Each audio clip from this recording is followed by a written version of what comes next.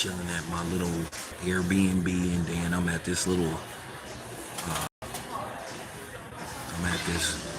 healthy fruit drink bar, as you can see. But yeah, I'm just chilling. But I wanted to do a quick video in regards to Kel Mitchell and his very disturbing. Listen to that interview about Hollywood, being involved in Hollywood, and how it can just mess up friendships. And then I'm more really want to discuss what happened in his marriage. I don't even know if you call that a marriage, and the person that he was married to, if you even call that. I don't know what to describe what his wife was, because she definitely wasn't a wife, and she went beyond the word bitch. I don't know what to describe his wife, because if that's what type of person she was, she just was a horrible person, rotten to the core, inside and out. But basically, he talked about, how his wife was basically a compulsive situation.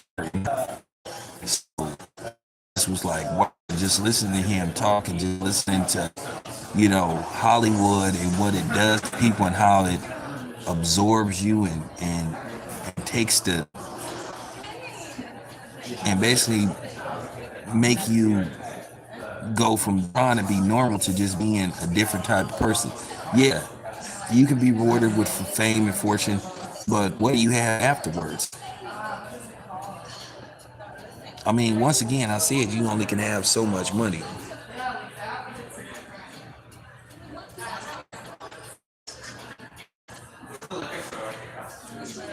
Yeah, that lady is psychotic, to be honest with you. For her to constantly be doing what she was doing, that means she might have had some kind of addiction, and she might have needed to seek therapy, because it appeared that she was a compulsive eater, and she just kept getting pregnant. So can you imagine going home, you know, and sitting, you know what I'm saying, laying up in the bed, and this person that's on the opposite side of the bed is somebody that constantly practice infidelity with you on a regular basis. Didn't slip up, didn't slip up once or twice, but did multiple times.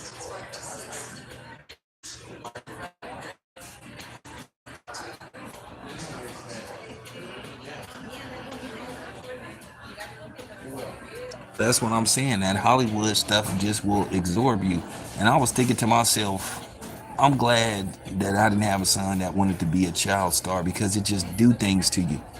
It just it just do certain things to you. Whether you look at what went on with most of these child stars, didn't come out okay.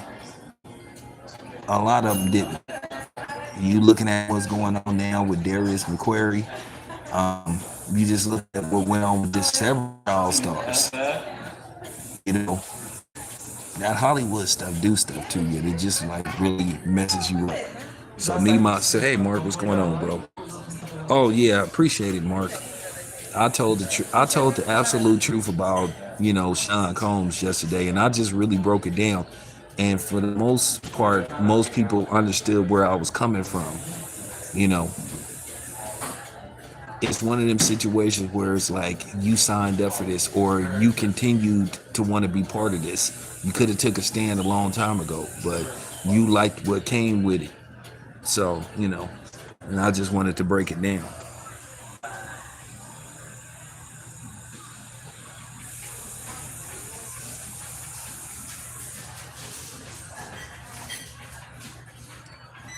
Well, that's what I was trying to explain to people. I don't be trying to hear this stuff when women be always trying to play that victim stuff, because a lot of times they like guys like him. They glamorize guys like him. They tell, especially regular working brothers that just want to live a normal, productive, active life, we're boring. We can't, we're boring. We don't provide excitement. Well, you, how do you know? How do you know? And I think now this is why people are talking about the South era. And once again, black women are triggered by that, because they always seem to make everything about them, and it's not always about them. But yeah,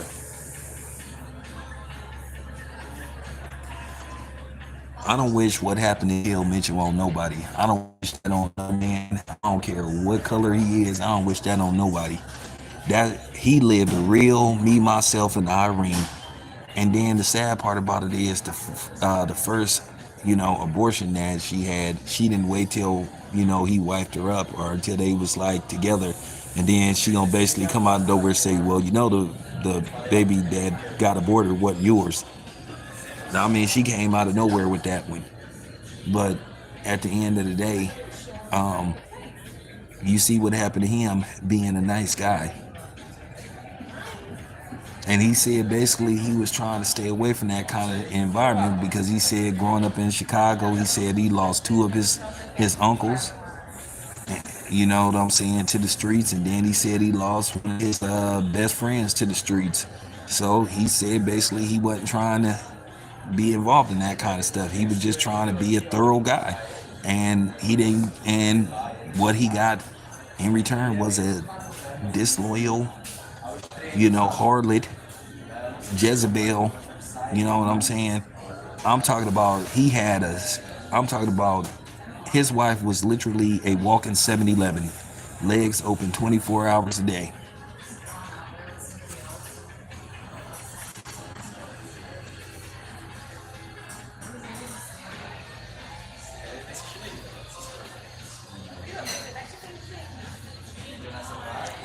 Yeah, and look how and look what happened to her.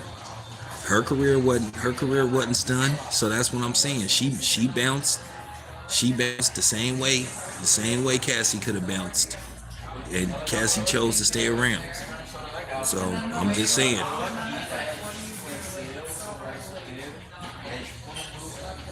But I really want y'all to watch that interview, watch the segment, what he said about his wife, and dissect that. Because once again, that poses a problem that really goes on a lot in our community.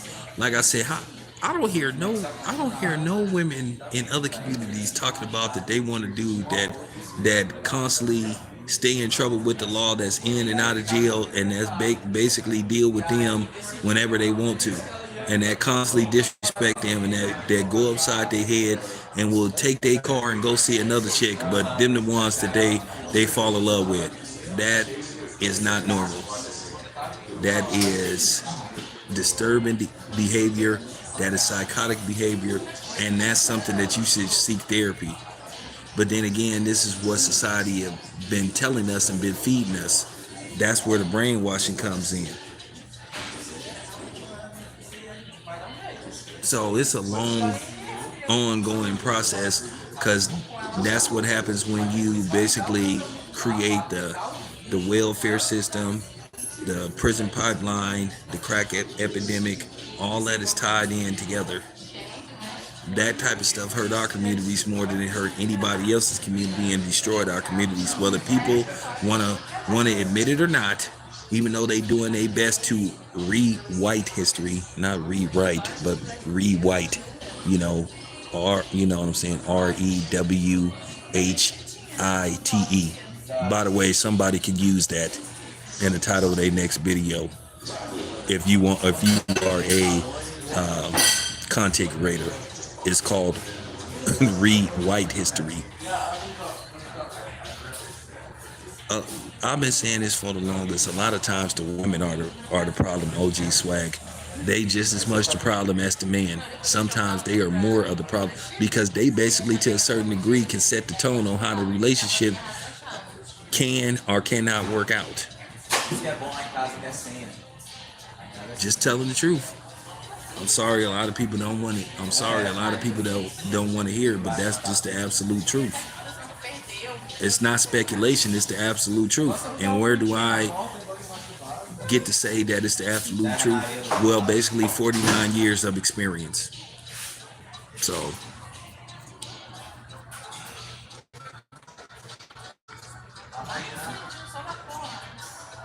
okay.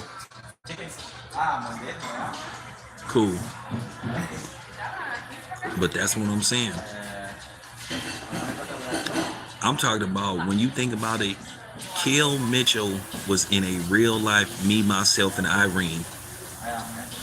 And I don't even want to go as far as to say that he should, well, Maybe I should say it. Maybe he need to have confirmation that the children he has with her belong to him. Maybe he needs some confirmation.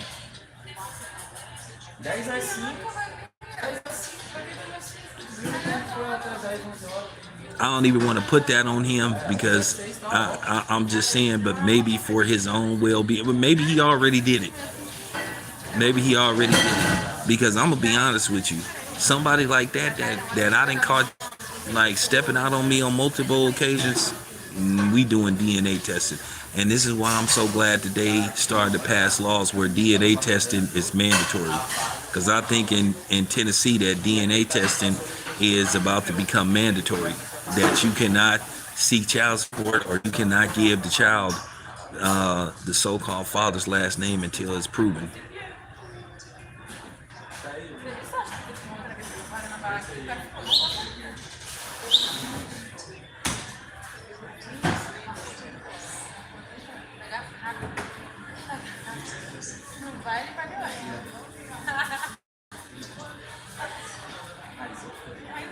Oh, there you have it.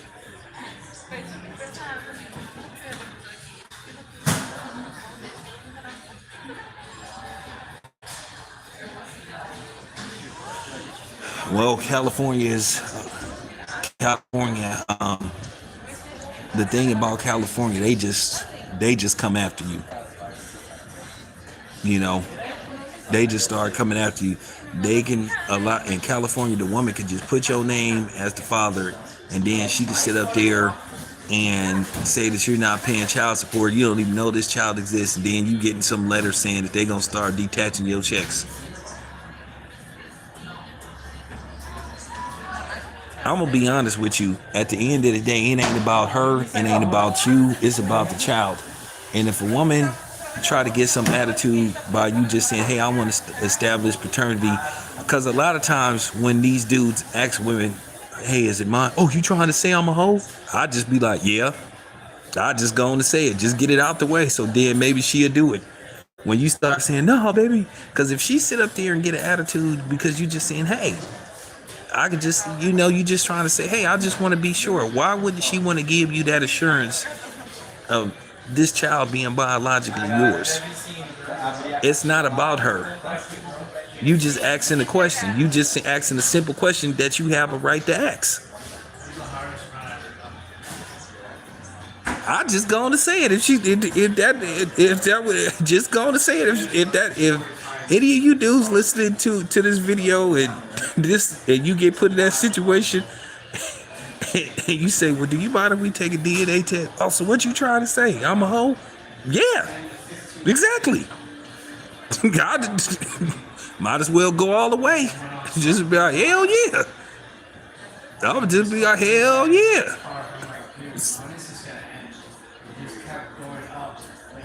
So there you have it. But anyway, you guys, appreciate you. I'm out.